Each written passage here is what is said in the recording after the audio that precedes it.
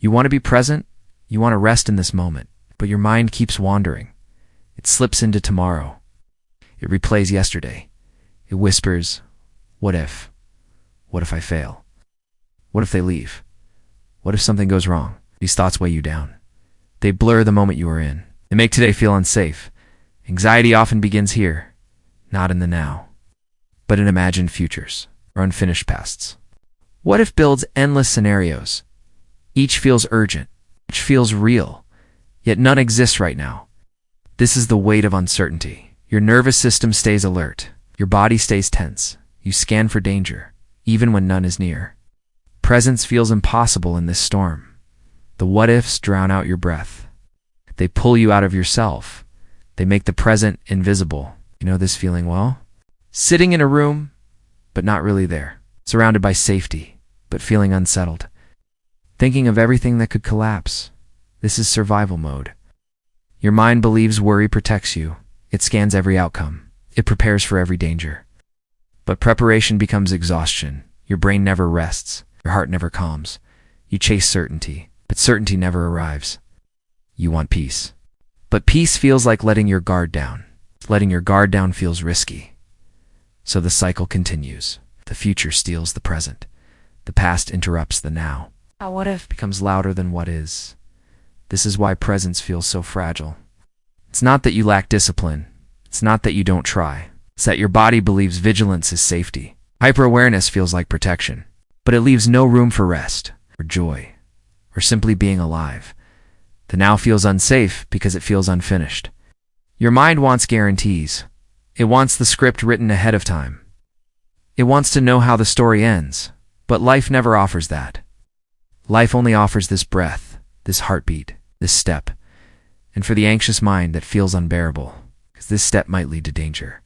This breath might not be enough. Your body resists the uncertainty. Your mind creates scenarios. It fills the silence with questions. What if I forget something? What if I make the wrong choice? What if tomorrow breaks everything? These questions become your constant company. They drain your energy. They crowd out stillness. They tell you presence is a luxury. But presence is survival too. Presence is where life happens. It's not in the what if, but in the what is. And yet leaving the what if feels unsafe. You've relied on it for so long. You've mistaken worry for wisdom. You've mistaken fear for foresight. You've mistaken preparation for control. And letting go of control feels impossible. This is why grounding feels so hard. Why meditation feels restless. Why quiet feels threatening. Because silence is filled with what-ifs. Because stillness reveals the fear beneath. You are not weak for struggling. You are human. Your brain is trying to protect you. But protection is not the same as peace.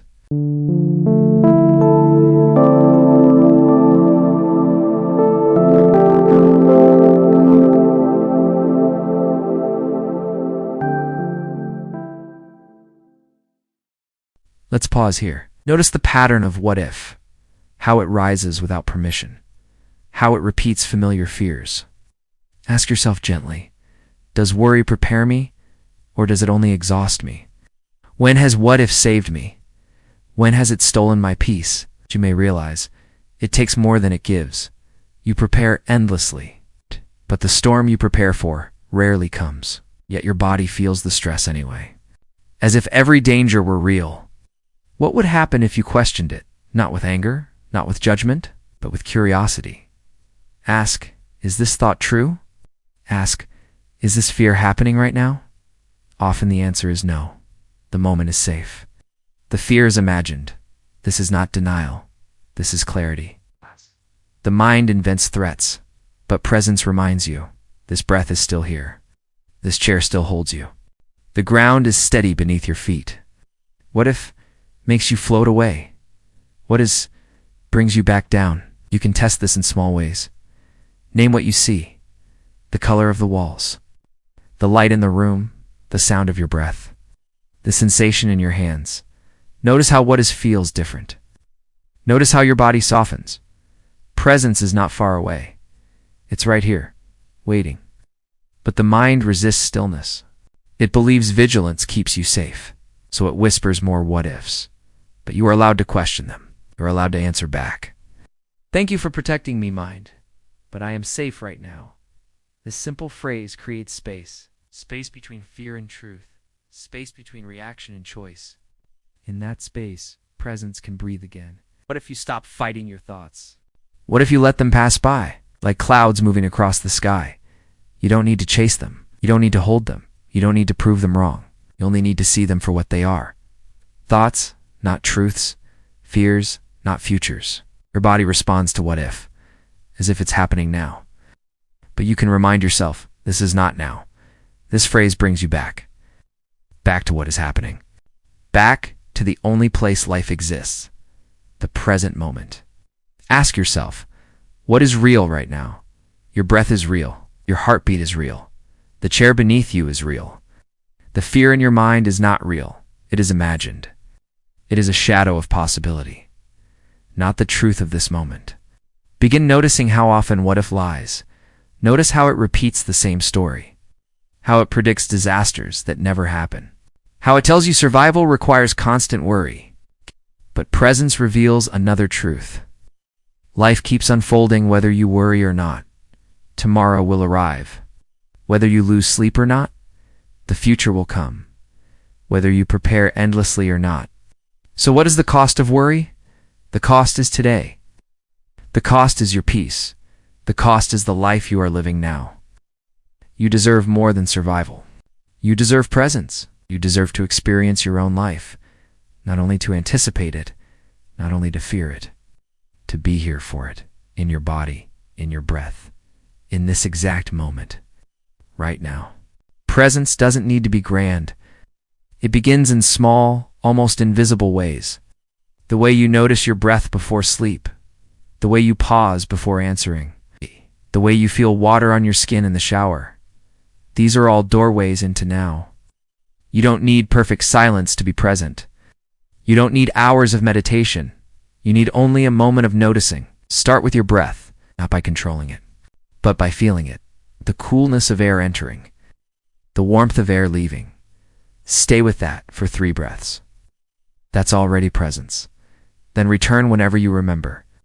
It's not about holding it forever. It's about returning gently, again and again. Presence is like a friend. It doesn't punish you for leaving. It welcomes you back each time. Another step is noticing your body. Where does tension live right now? In your shoulders, in your jaw, in your stomach. Place a gentle hand there. Send kindness instead of judgment. This small act grounds you. It tells your body, I am here. Another practice is naming. Choose 3 things you see. Choose 3 things you hear. Choose 3 things you feel. Say them silently. I see the window. I hear the clock. I feel my feet on the floor. This is grounding. Simple, direct, real. Each sense anchors you back to what is happening. Another practice is slowing. Slow your steps when you walk. Feel each foot touch the ground. Notice how your weight shifts. This turns walking into meditation. You don't need to change your day. You need to change your attention. Attention is presence. The more you give it, the more it grows. Some days presence feels close. Other days it feels impossible. Both are okay. Presence is not about perfection. It's about practice. It's about noticing when you leave, choosing to return, even for 1 breath. Another way, eat slowly. Taste each bite fully. Notice texture, flavor, warmth. Eating becomes a ritual, a reminder. Life is happening here. You don't need to rush through it. You are allowed to savor it. Presence is also in listening. When someone speaks, listen fully. Don't plan your reply. Just receive their words. This builds deeper connection. It brings you into now with them. Presence is not only solitude. It is also a relationship with your breath, with your body, with others, even with the world itself. Watch the sky for 1 minute. Notice the clouds drifting. Notice the color shifting. This too is presence. You don't need to force it. You only need to notice. Slowly, you learn to trust these pauses, to rest inside them, instead of rushing past them. These pauses heal the mind. They give your nervous system rest. They tell your body, the danger is not here. The fear is not real. Only this moment is real. And in this moment, you are safe. Practice this truth. Whisper it when what if arises. This moment is enough. And let yourself breathe again. Presence is the first step. Trust is what follows. At first, the present feels fragile, like something you might break. But slowly, you learn it holds you. You learn it can carry your weight. Trust grows in tiny moments. You notice a bird singing and realize nothing else matters for that second. When you take a deep breath and feel calm arrive without effort, these are seeds of trust. They root into your body. They remind you now is safe. And safety does not live in tomorrow. It lives here. The more you practice, the more you believe. At first, your mind argues. It says, but what about later? It says, what if danger comes? You learn to answer kindly. I will meet later when it arrives. Right now I am safe. These words are anchors. They tether you to the ground. They show your body it can rest. Trust grows when you see life continue, even when you release control. The sun rises each morning. The seasons turn without your worry.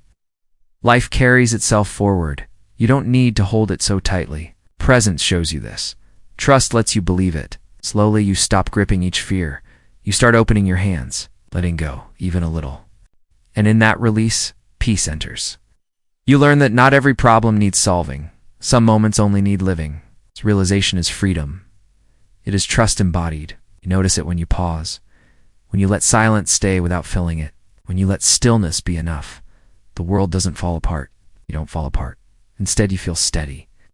This is trust taking root. Another way trust grows is through repetition. Each time you choose presence, you build faith. Faith that this moment is enough. Faith that you can handle what comes. You stop needing to prepare for everything because you trust yourself to meet life as it is. This trust changes your nervous system. It loosens the tightness in your chest. It eases the clenching in your jaw. It tells your body you don't need to brace all the time. Trust is not blind. It doesn't deny danger. It simply remembers that life is more than danger. Life is also ordinary peace.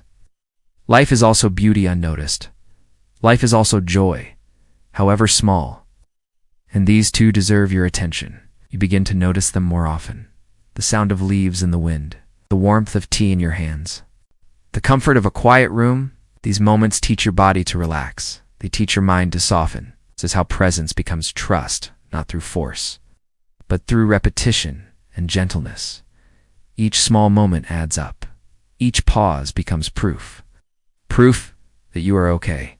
Proof that you don't need to carry tomorrow right now. Proof that this moment can be enough. Trust also grows when you allow yourself to rest. To stop striving for a future you cannot control. To stop replaying a past you cannot fix. Rest shows you that being is enough. And in that being, trust blooms. Trust says, life doesn't need you to be on guard always.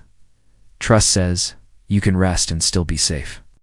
Trust says, you belong here now, even if tomorrow is uncertain, even if the past still aches.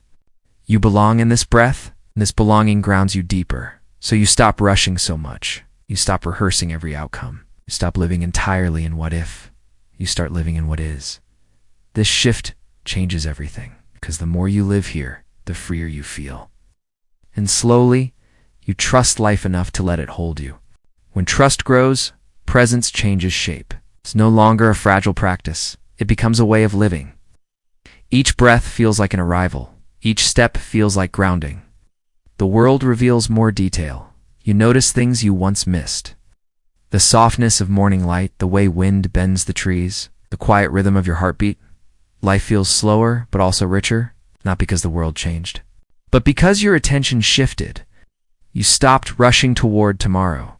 You started resting inside today. This changes how you relate to time. Instead of scarcity, you feel enough. Instead of urgency, you feel calm. Instead of dread, you feel space. You realize the present holds more than survival. It holds joy. It holds intimacy. It holds beauty you overlooked. It's this awareness nourishes you. It fills the parts of you that worry once drained. It teaches you that peace is possible. Not later, but now. And the more you practice, the more natural it feels. You don't need to force it anymore. Presence begins to arise on its own. It's like a habit of kindness, like a muscle finally relaxed. This is when life begins to feel alive again, not because everything is perfect, but because you are actually here for it.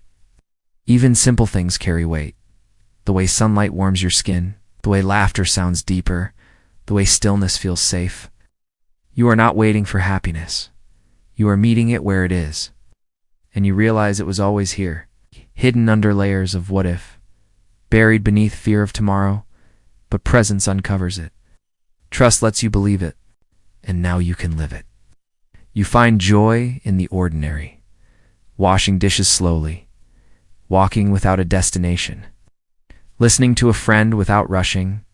These become sacred acts, not because they are special, but because you are present for them. The richness comes from attention, from being awake to what is happening. Anxiety shrinks when attention grows. Fear quiets when presence deepens. This doesn't mean fear vanishes, but it no longer controls you. You learn to meet it with steadiness. You greet it with calm, to remind yourself, I am here. This is where resilience is born, not in endless preparation, but in presence strong enough to hold fear, trustful enough to breathe through it, alive enough to keep going. You feel more connected to yourself, more connected to others. Because presence makes you available to your own heart, to another person's words, to life as it unfolds. This connection brings calm, it brings intimacy, it brings belonging. All of this grows from trust. Trust that you don't need to live in what if. Trust that you can rest in what is. The present becomes a sanctuary, a place you can return to anytime, a place that always welcomes you back. Even when you've been gone for hours, even when worry pulled you away, the present never closes its door. This is the gift of life. It is always available, even when you forget. Even when fear takes over, you can return again and again. Each return strengthens your trust. Each return deepens your presence. Each return makes life feel more alive. This is not escape. It is arrival. Arrival into the only moment you ever have. This moment, here. Presence does not end here. It continues to grow with you. It becomes a rhythm that shapes your days. Not a practice you must perfect, but a way you return again and again. Sometimes with ease, sometimes with effort, but always with gentleness. Because presence is not a demand. It is an invitation. Invitation to return to yourself. To return to the ground under your feet. To return to the breath that sustains you. With trust, this return becomes natural, like coming home. You no longer chase the future with urgency. You no longer live in constant what if. You learn to meet life where it is. This gives you steadiness. A steadiness that holds you when storms come. A steadiness that grounds you when fear rises. Steadiness that whispers, you are safe here. This steadiness grows through trust. Trust in yourself. Trust in life's unfolding. Trust that you do not need to know everything. You only need to be here for what is now. This shifts the way you live. You start making choices with presence. You listen more deeply. You move more slowly. You love more fully. The quality of your days changes because you are present for them. Not lost in the weight of tomorrow. Not trapped in the stories of what if, but alive to the moment at hand. This is where openness begins. When you are present, you open to possibility, to surprise, to connection. Presence makes you receptive.